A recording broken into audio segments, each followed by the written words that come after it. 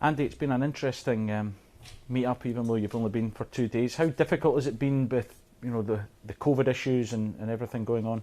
Yeah, look, it's obviously been disruptive, but the players that have been able to go out and train and be able to be out in the park have just tried to enjoy meeting up again, enjoy preparing for 3 really important games. And I think we're all well accustomed to COVID now.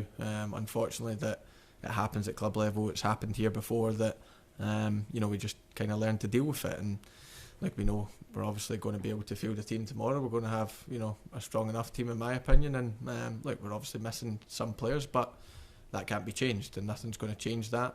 We should probably be stronger near the end of the week, but we've got a game Wednesday, and it's about preparing for that. And the players that go on the plane over there will believe that we can put in a good performance, and it's about us to go over and show that now. How important? Steve, you've had a few issues already. Any more?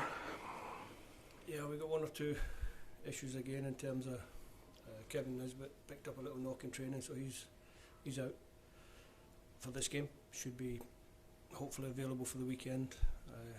I'll also look into maybe replacing or bringing another forward player into the squad after this game.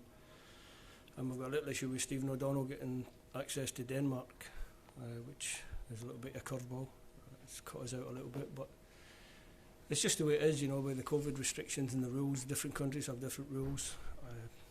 The medical staff, or the doctor and Graham Jones, have been trying as hard as they can to find ways round it, loopholes and whatever, but we haven't managed to solve that particular problem. So yeah, I started with a squad of 26, I think, and we'll travel to Denmark with 18.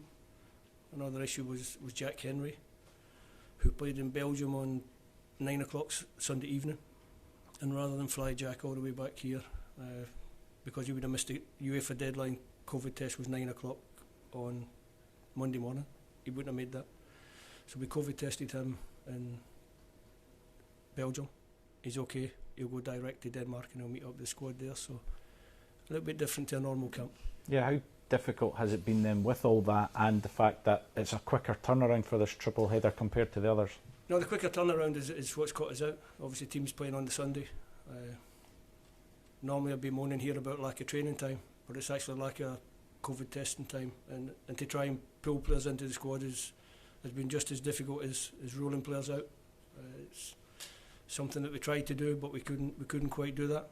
So we go with what we have, and I'll reiterate what my captains just said to you. We have a strong team on the pitch, and we have a good bench. We don't have the full bench, but we have more than enough to go there and be competitive in the game and get the result that we want, and that's the most important thing. And I think also on the back of all the COVID issues, it's worth pointing out that it's a global pandemic. Other countries, other teams have suffered from it.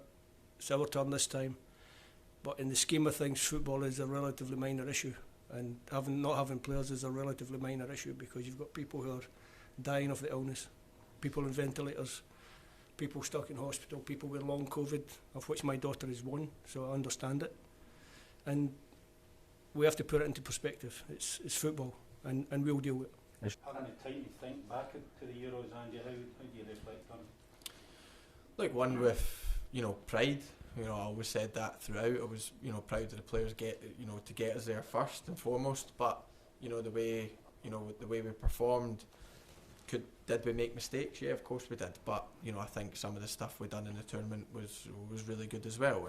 And it's about building on it now. That's in the past. It's about having that feeling again. We felt so much love from the country, the whole build up, the 3-week build up, and then the 10 days in the group that everyone got behind us, and it was a great experience for all of us. And it's about us wanting more of that, wanting us to experience that more and more. And but we're in control of that. Nobody else is. When we're out in the park, we need to put points on the board and try and qualify for tournaments again. And we certainly don't want to wait as long as the country did the last time. How welcome was that love that you talk about that you felt from the country?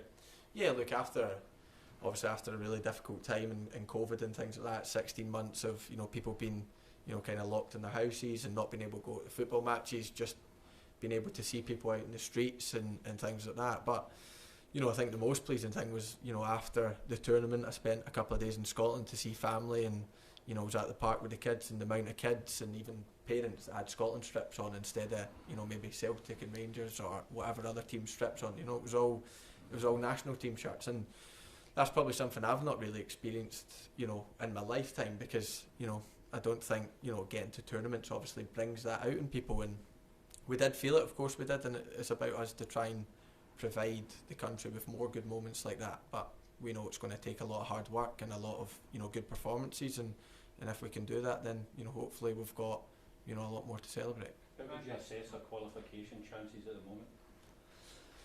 Look, it's in the balance. Of course it is. We've started okay. Obviously took points in every game we've played, but look, we wanted it to be more. Of course we did, but we can't reflect on that. The group's still close. Of course it is, but we need to start putting points on the board. We've got 3 good games this week. It's going to be, you know, tough games in different ways, and it's about us to try and pick up as many points as we can, because that's the only way we're going to qualify.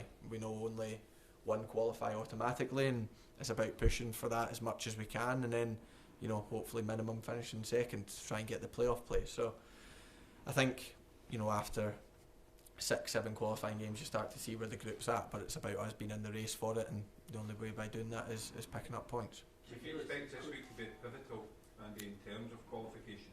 Because the 2 away games against 2 key opponents to try and qualify.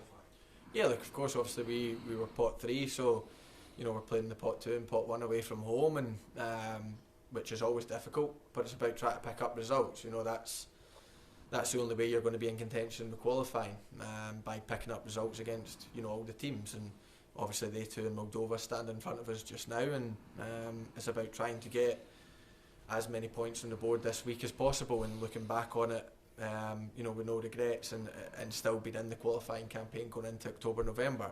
Look, I think it's going to be close, but it's up to us to put in the performances that we know we're capable of, and if we can do that, then I do believe we're difficult to beat against any team, and we're also, you know, we're a good opponent when we can try and, you know, attack and cause the other team problems. But it's about bringing that all together and putting in the perfect performances, and if we do that, then I believe we can put points on the board.